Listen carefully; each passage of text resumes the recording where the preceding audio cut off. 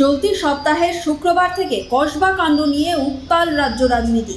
এবার এই নিয়ে সরাসরি মুখ্যমন্ত্রী মমতা বন্দ্যোপাধ্যায়কে আক্রমণ করেছেন কেন্দ্রীয় শিক্ষামন্ত্রীও। রবিবার নানা কর্মসূচি নিয়ে কলকাতায় এসেছিলেন কেন্দ্রীয় মন্ত্রী ধর্মেন্দ্র প্রধান। সেখান থেকে সাংবাদিক বৈঠক করে তিনি বলেন, কেউ কি ভাবতে পারে বাংলা আজ এই জায়গায় পৌঁছেছে? যে বাংলা একসময় শিক্ষা, সংস্কৃতি, নারী প্রগতিতে দেশকে এগিয়ে রাখত, সেখানে আজ আরজিকর থেকে কসবার কলেজের মতো ঘটনা ঘটছে। এর থেকে স্পষ্ট বোঝা যায় মহিলাদের প্রতি এখানকার শাসক দলের মানসিকতা কিরকম। देखिए यूजीसी का वेल लेड पॉलिसी, निगरानी के लिए, रैगिंग के लिए बहुत वेल लेड पॉलिसी, लेकिन शिक्षा एक कॉन्करेंट लिस्ट में है।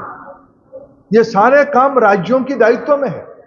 आखिर आपको ही लोगों ने चुन के भेजा है, क्या इसलिए भेजा है महिलाओं को अत्याचार करने के लिए? डेमोक्रेसी में एक अकाउंटेबिलिटी रहती है। अगर राज्य सरकार अकाउंटेबिलिटी को आंख बंद कर देगा, ये बहुत ही विपदजनक चीज है। এই নিয়ে পাল্টা তোপ দেখেছেন যাদবপুরের সাংসদ তথা অভিনেত্রী সায়নী ঘোষ। রবিবার হাওড়াতে 21শে জুলাইয়ের সমর্থনে জেলা যুব তৃণমূলের মিছিল থেকে সায়নী বলেন, রাজ্যের আইন শৃঙ্খলা ও নারী নিরাপত্তা নিয়ে বিজেপির কাছ থেকে শিখতে হবে না। আমাদের জিরো টলারেন্স পলিসি, যারা যে কোনো রকমের এরকম জঘন্য ঘটনার সঙ্গে জড়িত তাদের কঠোরতম শাস্তি আপনারাও চান, আমরাও চাই। ভরসা রাখতে হবে, আস্থা রাখতে হবে মুখ্যমন্ত্রীর ওপর, পুলিশ প্রশাসনের ওপর।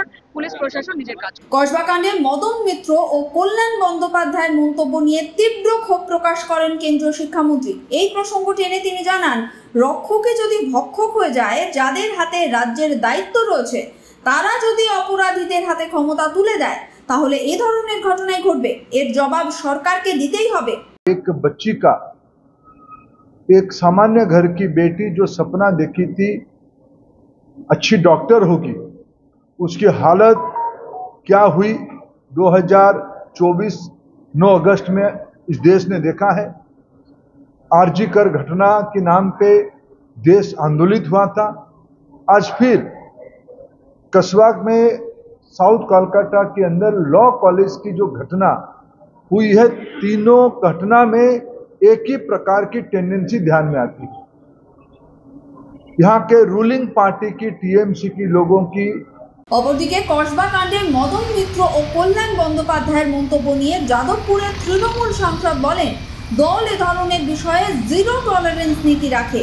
এছাড়া দল কাকে শোকজ করবে সেটা দলের অভ্যন্তরীণ বিষয় এবং অভ্যন্তরীণ বিষয় দল হাইকমান্ড তাকে শোকজ করবে, সেটা দল ঠিক করবে।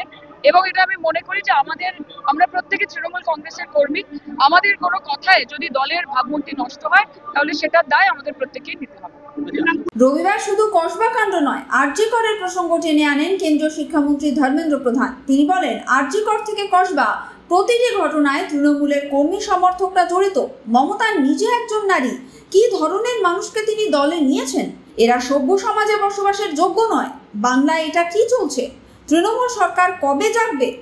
Bureau report, sky news Bangla.